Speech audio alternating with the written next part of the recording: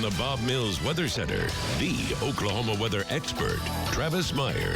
Well, rain is on the way for some. Right now, we're watching very active weather pattern down to our south and west. There's a lot of thunderstorms that are even strong to occasionally severe. Some of that's going to try to move in our direction, but it's very dry in our area.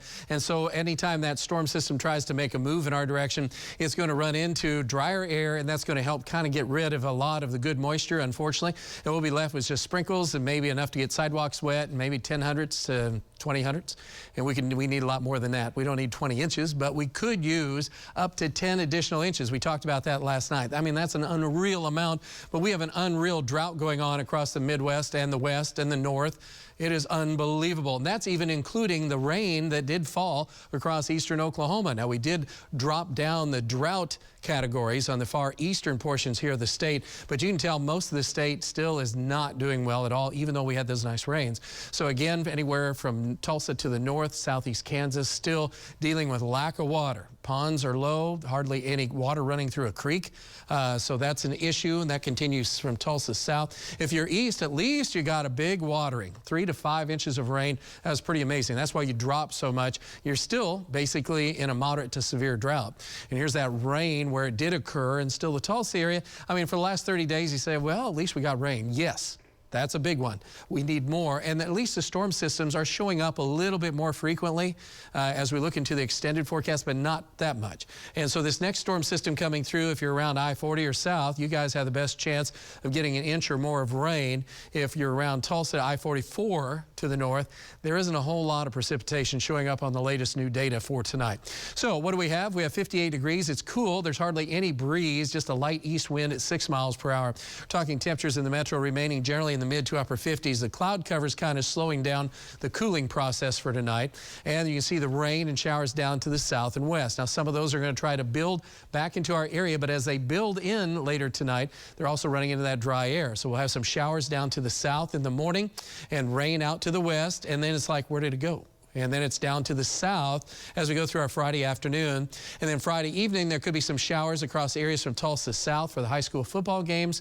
And then as we go on through early Saturday morning, that's probably our best chance of rain is late in Friday night into Saturday morning. That rain then just kind of, it's on the backside of this huge storm system. So the rain's kind of coming from the east going west. We'll still manage to be in the 60s and just some sprinkles and a few showers. And then that tapers off as we go through the late afternoon hours, which, by the way, Halloween, we have a lot of our radio and TV folks that are going to be out there coming up Friday, Saturday, and Sunday. You have to have a ticket, so you can't just go out there. You need to get a ticket in advance. But we're going to try to be out. We will be out there come rain or shine, which hopefully will be a combination. And also the Tulsa Run for the runners. We're a degree or two warmer in the morning hours, and winds are going to be averaging about the same. Highest probabilities of showers are in the morning, tapering off as the conclusion starts to move in. Sunday we'll have quite a few clouds around. Could be a few rays of sun, but really not too bad in the way of temperatures. And then kind of a big day. That happens to be Monday, and that happens to be Halloween. Temperatures will be in the low 70s. Speaking of Halloween, yeah, could be scary for some, but overall, the trick-or-treaters are not going to be scared by the weather. We should be in the 60s during the evening hours with light winds, and that's a bit unusual to be that warm, and I don't think anybody's too upset about that. Don't forget as well, Smoke in the Fort barbecue and chili cook-off. New Walla is going on as well, and so if you get a chance, we're talking about Independence, Kansas. Great place to be. Our own meteorologist Station Knight's going to be up there tomorrow. Say hi to her. Chelsea's Jamboree and Carnival Festival. Not too bad. All right, rain chances Friday and Saturday. Not much. Better chances, you can double that if you're south of Tulsa. And it's just enough to be a little bit of a nuisance, not enough to be a good rain.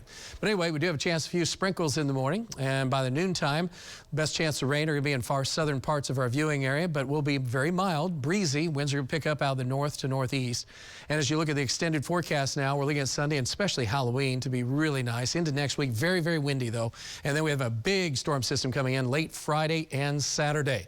That's a look at your 9-day planner. We will be right back.